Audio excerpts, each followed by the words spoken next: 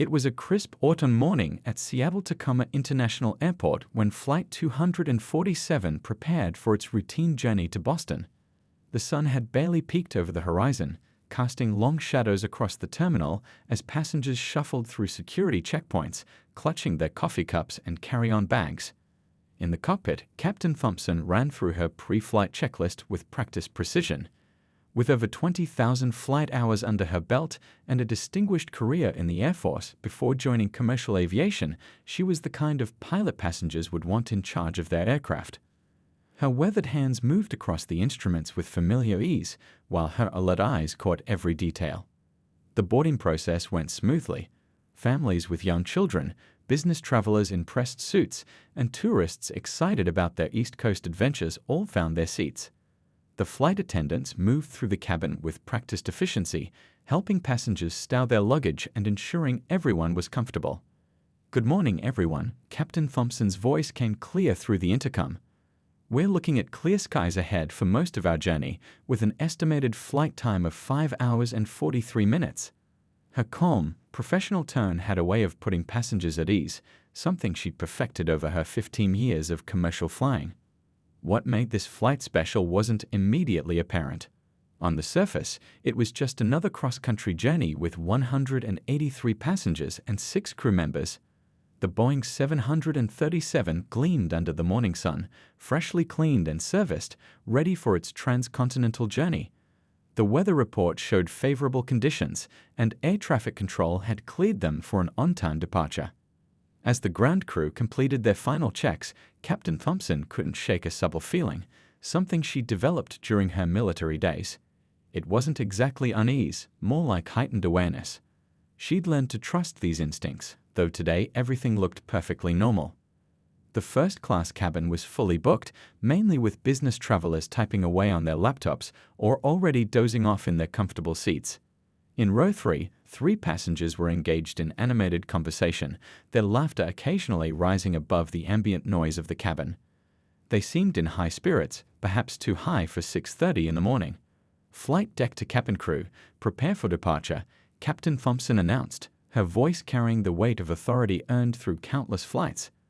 The engines hummed to life, a sound that still thrilled her after all these years. As they taxied toward the runway, the morning sun painted the sky in brilliant orange and pink hues, promising a beautiful day for flying. Little did anyone aboard Flight 247 know that this routine morning would soon turn into one of the most memorable flights of their lives. The next few hours would test the limits of professional training, human courage, and the thin line between order and chaos at 35,000 feet. The aircraft lifted smoothly off the runway, banking gently to the east as it climbed through the cloud layer. Below, Seattle's sprawling landscape gradually disappeared under a blanket of white clouds. In the cockpit, Captain Thompson and her co-pilot settled into their routine, monitoring instruments and communicating with air traffic control. The first hour passed uneventfully. The seatbelt sign had been turned off, flight attendants began their beverage service, and passengers settled into their journey. Some pulled out books or laptops, others reclined their seats for a morning nap. The 3 boisterous passengers in first class ordered their first round of drinks, nothing unusual for a morning flight. But experienced flight crews know that the calmest beginnings can sometimes herald the most challenging journeys. As the aircraft cruised at its assigned altitude, no one could have predicted how the next few hours would unfold, or how Captain Thompson's military training would prove invaluable in ways she never expected. Looking back, the signs were there from the start, subtle clues that only became obvious in hindsight. The way the 3 passengers in first class kept checking their watches, their slightly aggressive tone with the flight attendants during boarding, the unusual requests they made even before takeoff. But in the moment, these were just minor details lost in the routine of another cross-country flight. As they passed over the Cascade Mountains, Captain Thompson took a moment to appreciate the magnificent view. The snow-capped peaks pierced through the cloud cover like islands in a white sea. It was moments like these that reminded her why she fell in love with flying in the first place. Yet somehow, that nagging feeling remained, like a quiet whisper in the back of her mind. The flight tracker showed they were making good time, the winds aloft working in their favor. Boston was still several hours away, But so far, everything was proceeding exactly as planned. Sometimes, though, it's the most ordinary days that turn extraordinary in the blink of an eye. 2 hours into the flight, the mood in the cabin began to shift. The 3 passengers in first class, who had been relatively quiet since takeoff, started becoming more vocal.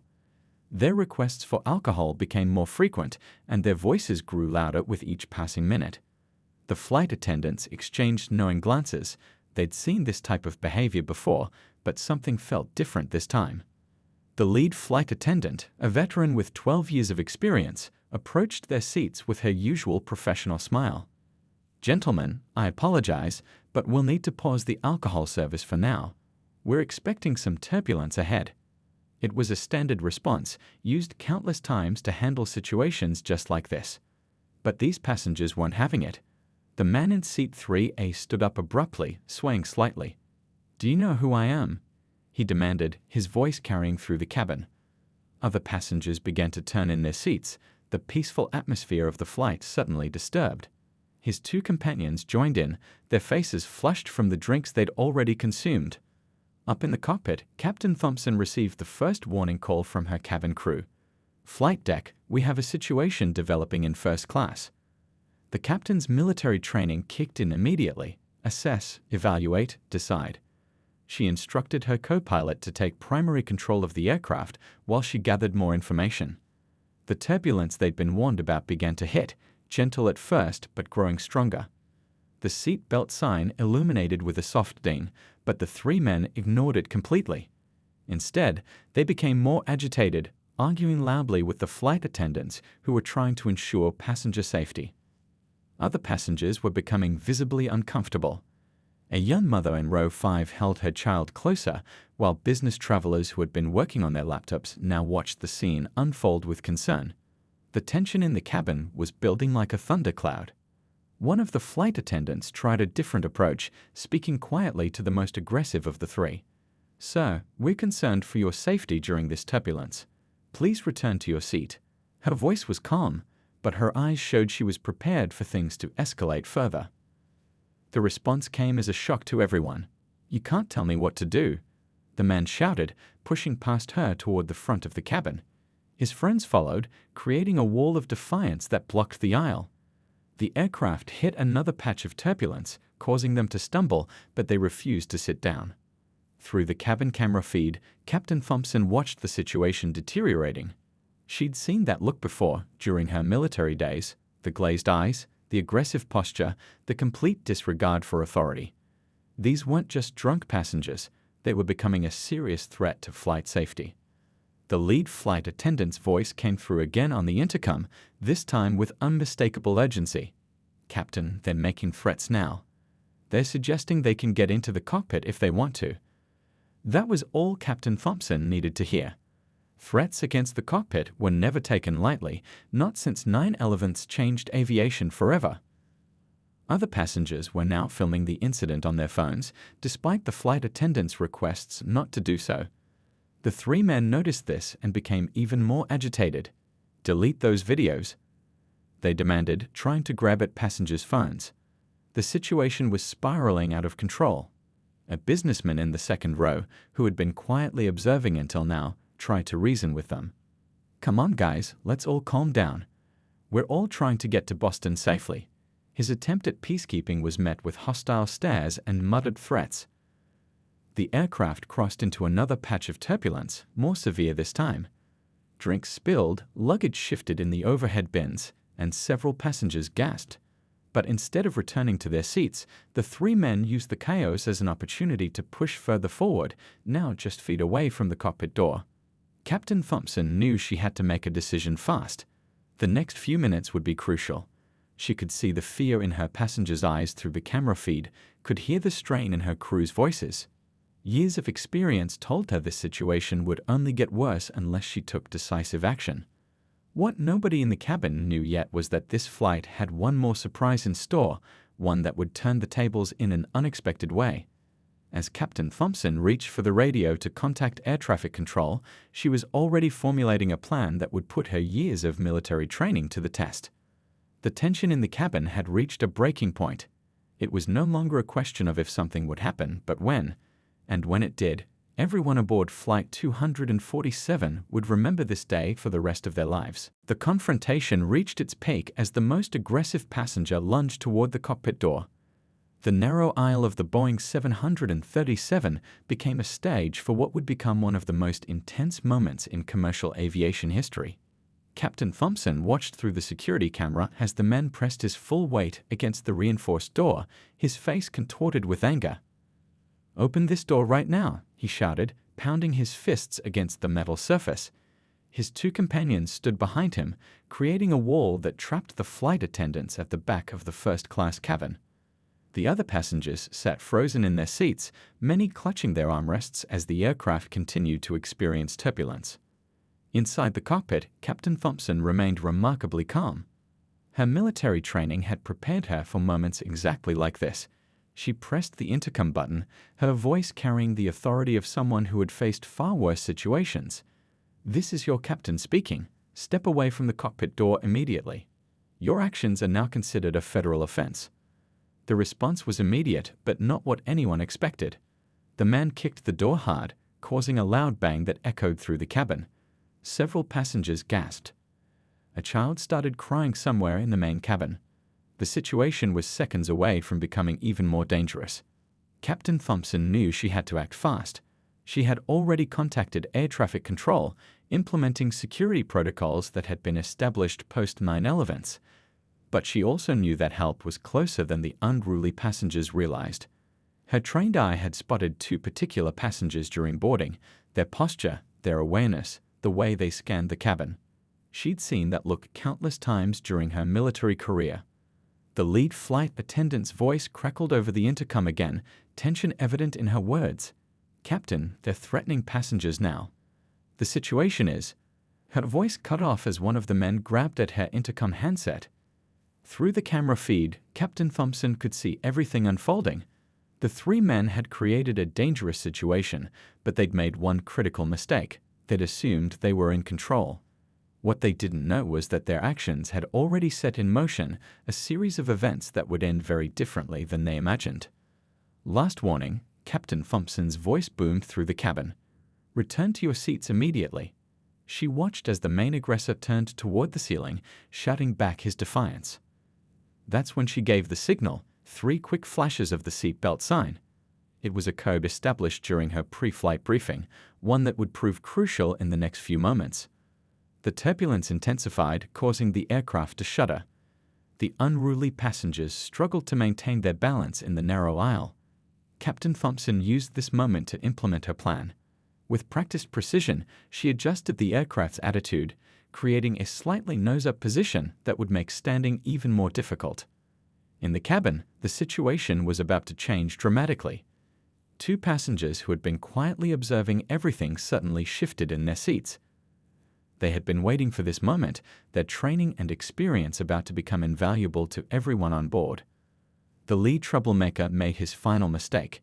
He reached for the handle of the cockpit door, shouting threats about taking control of the aircraft. That's when Captain Thompson's voice came over the intercom one last time, but this message was different. "Code Delta," she announced clearly. "I repeat, Code Delta." Those 2 words transformed the entire situation. The 2 quiet passengers who had been watching everything unfold suddenly became the center of attention. Years of training and experience were about to show exactly why you don't provoke the wrong pilot mid-flight. Through the camera feed, Captain Thompson watched as her carefully orchestrated plan began to unfold. The next 60 seconds would become a textbook example of how to handle an in-flight security threat. The passengers had no idea that they were about to witness something that would be discussed in aviation security circles for years to come. The air in the cabin was electric with tension. Everyone could sense that something big was about to happen. Captain Thompson's military experience had taught her that timing was everything in situations like this, and right now, the timing was perfect for what would happen next. The moment Captain Thompson uttered Code Delta, her military training took center stage. Like a well-orchestrated dance, multiple events began unfolding simultaneously in the aircraft cabin. The captain's mind was racing through protocols, contingencies, and years of experience, all while maintaining perfect control of the aircraft. Through the cockpit camera, she watched as the two undercover air marshals smoothly rose from their seats. Their movements were precise, practiced, and professional. The first marshal positioned himself near the emergency exit, while the second moved toward the rear of first class. Their presence wasn't immediately obvious to the three troublemakers who were still focused on the cockpit door. Captain Thompson adjusted the aircraft's controls with expert precision, keeping one eye on her instruments and another on the cabin feed. She'd learned during her military days that sometimes the best weapon was the aircraft itself. A slight adjustment here, a minor correction there, just enough to keep the unruly passengers off balance without compromising the safety of other travelers. Air traffic control, this is Flight 247, she spoke calmly into her radio. We have a Level 2 situation on board, requesting priority clearance for emergency landing. Her voice betrayed none of the tension in the cabin. Years of flying combat missions had taught her that calm leadership was crucial in crisis situations. Meanwhile, in the cabin, the lead flight attendant had positioned herself strategically, using the aircraft's movement to maintain her balance while protecting other passengers. She'd worked with Captain Thompson before and recognized the subtle changes in the aircraft's attitude. This wasn't turbulence, this was tactical flying at its finest. The three troublemakers were starting to feel the effects of the captain's skillful maneuvering. Their aggressive stance began to waver as they struggled to maintain their footing in the gently swaying aisle. The main aggressor's face showed the first signs of uncertainty as he realized his threats weren't having the desired effect. Captain Thompson's voice came through the intercom again, steady and authoritative. "Attention all passengers, please ensure your seatbelts are securely fastened." It was a simple message, but to the trained personnel on board, it carried a deeper meaning: prepare for action. The air marshals exchanged a brief glance. They'd worked countless flights, but this situation was unique. The captain's military background was giving them an advantage they rarely had: a pilot who understood tactical situations from both sides of the cockpit door. In the main cabin, passengers watched with a mixture of fear and fascination. A young teacher from row 15 later described it as watching a chess master set up the perfect endgame. Every movement, every announcement, every slight change in the aircraft's position was part of a larger strategy. Captain Thompson maintained constant communication with air traffic control, coordinating their emergency landing while simultaneously managing the situation in the cabin. Her co-pilot handled the primary flight controls, allowing her to focus on the security threat. It was like being back in the military, where multitasking could mean the difference between success and failure. The unruly passengers' behavior was beginning to change. The subtle pitch adjustments were taking their toll, making it increasingly difficult for them to maintain their aggressive stance. They hadn't noticed the air marshals yet, but their confidence was visibly wavering. Through the camera feed, Captain Thompson could see everything coming together. The flight attendants had quietly relocated vulnerable passengers away from the trouble zone. The air marshals were in perfect position. Even the aircraft's movement was working in their favor, creating an environment where trained professionals had the advantage. Years of military experience had taught her that timing was everything. Too soon, and you lose the element of surprise. Too late, and you risk the situation spiraling out of control. She watched the cabin feed intently, waiting for the perfect moment to implement the final phase of her plan. The lead troublemaker made one last attempt to assert control, shouting demands that were becoming increasingly desperate. But his words were met with a silence that should have warned him, the kind of silence that comes before decisive action. Captain Thompson took a deep breath, her hands steady on the controls. Everything was in place.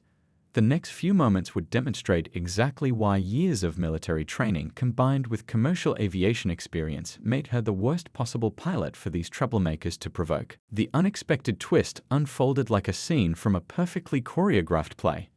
The two air marshals, who had been silently observing the chaos, made their presence known with the calm confidence of seasoned professionals. They had positioned themselves strategically, using the aircraft's movements to their advantage, while the troublemakers remained unaware of their existence. In the cockpit, Captain Thompson watched through the security feed as the air marshals revealed their badges. The look on the unruly passengers' faces shifted from aggressive confidence to sudden realization. The main instigator's expression changed from anger to shock as he finally understood the gravity of his situation. "Federal air marshals, step back and get on the ground." The command cut through the cabin noise like a knife. The authority in the marshal's voice left no room for argument.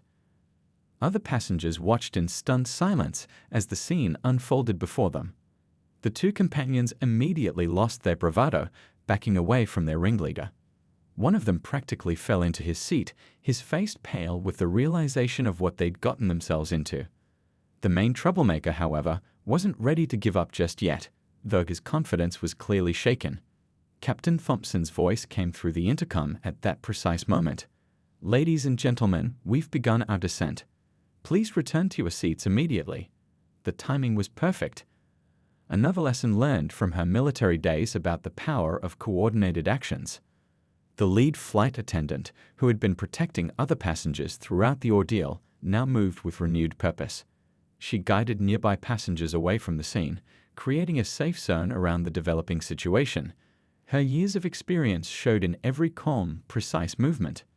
Through the camera feed, Captain Thompson observed as the air marshals took control of the situation. Their movements were precise and professional, no excessive force, no dramatic showdown, just well-trained officers doing their job. This was exactly why they blended in so well with regular passengers. They were professionals who knew how to handle situations without creating additional panic. The main troublemaker made one final, desperate attempt to maintain control. "You can't do this," he shouted, but his voice had lost its earlier confidence. The air marshals moved in perfect sync, their training evident in every step. One positioned himself to block any escape toward the back of the plane, while the other moved in to make the arrest. Other passengers watched in amazement as the situation was brought under control. A business executive in row 4 later described it as watching a masterclass in professional law enforcement. The three men who had caused so much trouble were now being secured by the air marshals, their earlier bravado completely deflated. Captain Thompson maintained her calm demeanor throughout the process, coordinating with air traffic control while monitoring the situation in the cabin. She'd adjusted their flight path earlier, anticipating the need for a possible emergency landing, and now that forethought was paying off. The lead flight attendant's voice came through on the intercom. "Situation contained, Captain." The relief in her voice was evident, though she maintained her professional composure. The other passengers began to relax, some even breaking into spontaneous applause as they realized the danger had passed. Through it all, the air marshals worked with quiet efficiency. They secured the troublemakers without any of the drama you might see in movies. This was real-world law enforcement at its best, professional, controlled, and effective. The young mother who had been protecting her child earlier now sat back in her seat, visibly relieved. Around the cabin, other passengers began sharing glances of relief and amazement. Nobody had expected their routine flight to include such excitement, but thanks to the presence of the air marshals and Captain Thompson's military experience, what could have been a dangerous situation was resolved safely. As the aircraft continued its descent, Captain Thompson knew the incident would generate paperwork and reports, but for now, she focused on getting everyone safely on the ground. The air marshals had the situation well in hand, and the three troublemakers were now sitting quietly, their adventure in air travel disruption firmly over. The swift resolution of the crisis showcased perfect teamwork at 35,000 feet. Captain Thompson's voice came through the speakers, steady and professional. "Ladies and gentlemen, we'll be making an unscheduled landing in Chicago. Local authorities have been notified and will meet us at the gate." The air marshals maintained complete control of the situation, keeping the three troublemakers secured in their seats. The main instigator had finally fallen silent, the reality of his situation sinking in. His two companions sat quietly, their earlier bravado replaced by obvious regret. Through the cockpit window, Chicago's skyline appeared on the horizon. Captain Thompson handled the descent with the same precision she'd shown throughout the crisis. Her military training had taught her that the mission wasn't over until everyone was safely on the ground. The lead flight attendant moved through the cabin, checking on passengers and offering reassurance. Many travelers were still recording the scene on their phones, though the real excitement had ended. A businessman in row 7 would later describe the atmosphere as surreal but somehow calming, thanks to the crew's professionalism. Captain Thompson coordinated with Chicago Air Traffic Control, receiving priority landing clearance. Ground crews were already preparing for their arrival, and police units waited on the tarmac. Everything was happening with the efficiency of a well-oiled machine. "Cabin crew, prepare for landing," she announced, her voice carrying the same calm authority it had maintained throughout the incident.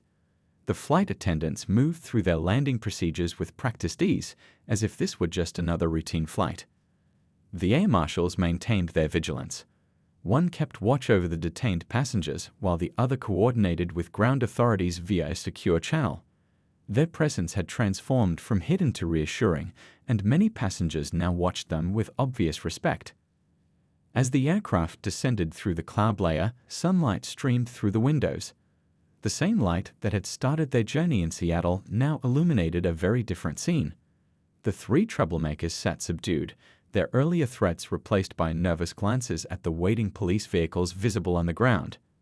Captain Thompson executed a perfect landing, so smooth that some passengers commented they barely felt the touchdown. As they taxied to their designated gate, she made one final announcement. "Ladies and gentlemen, we've arrived safely in Chicago. Please remain seated until local authorities have completed their duties." The moment the aircraft door opened, Chicago police officers boarded efficiently. They worked in perfect coordination with the air marshals, taking custody of the three men who had caused so much trouble. The other passengers watched in silence as the troublemakers were led away, their mid-flight adventure ending in handcuffs. One elderly passenger, who had remained remarkably calm throughout the ordeal, turned to his seatmate and said, "In all my years of flying, I've never seen anything handled so professionally." Similar comments echoed throughout the cabin as people began to process what they'd witnessed.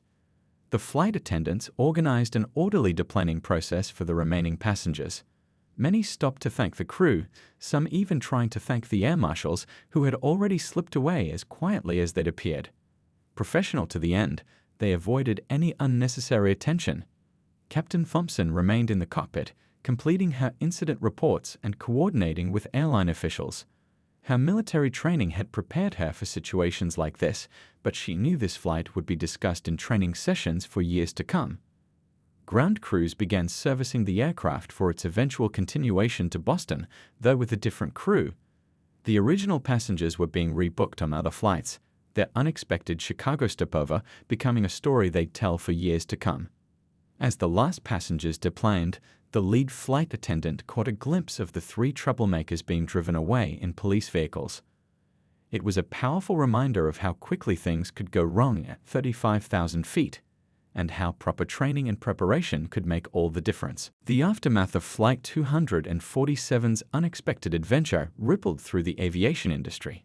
In the days following the incident, Captain Thompson's handling of the situation became a topic of discussion in pilot lounges across the country.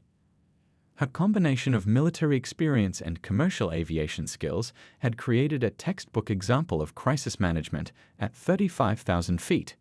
News of the incident spread quickly through social media, with passengers sharing their experiences. One viral video, shot by a college student in row 12, showed the incredible professionalism of the crew and air marshals. "It was like watching a perfect symphony," the student later told reporters. "Everyone knew exactly what to do." The airline's executives called a special meeting to review the incident. They were particularly impressed by how Captain Thompson had used her military training to create an advantage, subtly adjusting the aircraft's attitude to help control the situation. Within weeks, elements of her strategy were incorporated into the airline's standard security protocols. The lead flight attendant received special recognition for her role in protecting passengers while maintaining calm throughout the crisis. Her report became required reading for flight attendant training programs. "The key was following the captain's lead," she explained during a crew debriefing. "We could tell she had a plan from the moment things started going wrong."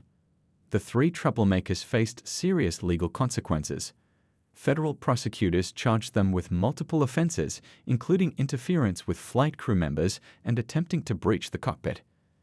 Their case served as a powerful reminder that air rage incidents carry severe penalties. Aviation security experts studied the incident extensively. They were particularly interested in how the coordination between the pilot, flight attendants, and air marshals had created an efficient response system. This incident shows why experience matters, one security consultant noted. The captain's military background gave her unique insights into handling the situation. Passengers from Flight 247 started a social media group to share their experiences. Many spoke about how the incident changed their view of airline crews. "I'll never look at pilots and flight attendants the same way again," wrote one business traveler. "There's so much more to their job than we realize." The airline industry responded by reviewing its protocols for handling disruptive passengers. Several major carriers adjusted their training programs, incorporating lessons learned from Flight 247.